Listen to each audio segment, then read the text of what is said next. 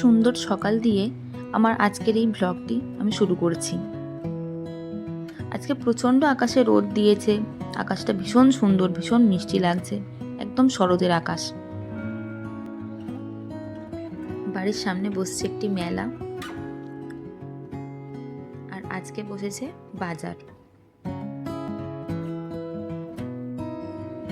এটা আমি কাল রাতে করছিলাম, শেষ করা হয়ে ওঠেনি, শেষ করে ফেলতে হবে।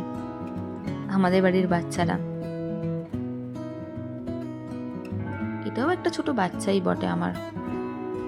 সকালে টাটকা বাজারের সবজি, আর আজকে বাজারে গিয়ে পাওয়া গেছে সুন্দর ইলিশ মাছ। ওটারই আজকে সর্ষে পোস্ত বাটা দিয়ে রান্না হবে। আপাতত তার জন্যে কড়াইয়ে বেগুনগুলো ভাজা হচ্ছে,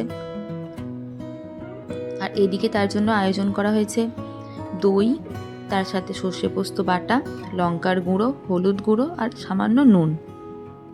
এটাকে ভালো করে মেখে নিতে হবে।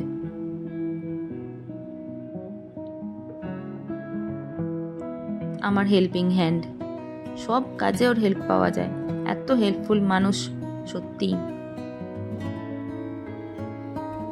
সব মাখানো রেডি হয়ে গেছে, এবার এটা কিছুক্ষণ এখানে থাকতে দেওয়া হবে, তারপরে এটাকে রান্না করা হবে।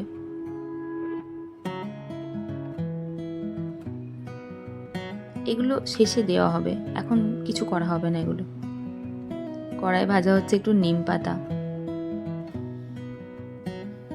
শেষ মুহূর্তে দেওয়া হচ্ছে কিছু কাঁচা লঙ্কা মাঝখান থেকে চিড়ে দিয়ে।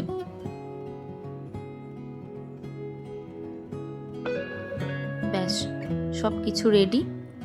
এবার এটাকে কড়ায় ভাপে বসিয়ে দেওয়া হলো, যতক্ষণ সময় লাগবে।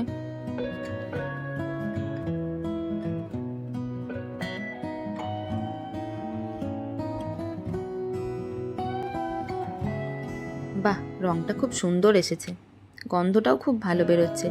এদিকে একটু ডাল বানানো হচ্ছে। তো আজকে ভাতে আছে নিম বেগুন ভাজা, ইলিশ মাছ, ডাল, আলু পটলের সেদ্ধ আর ভাত। সম্প্রীত ভাত খেতে বসে গেছে।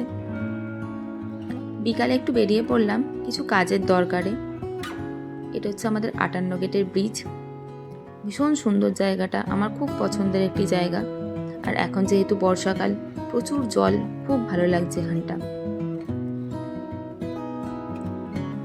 এই যে সম্প্রীত যেখানে পড়তে আসে ওখানে চলে এসেছি আমরা, সামনেই।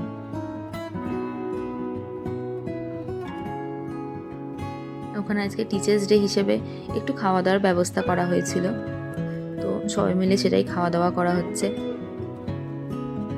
এইভাবেই আমাদের আজকের দিনটা শেষ হলো। ধন্যবাদ সবাইকে আমার ভিডিওটা দেখার জন্যে।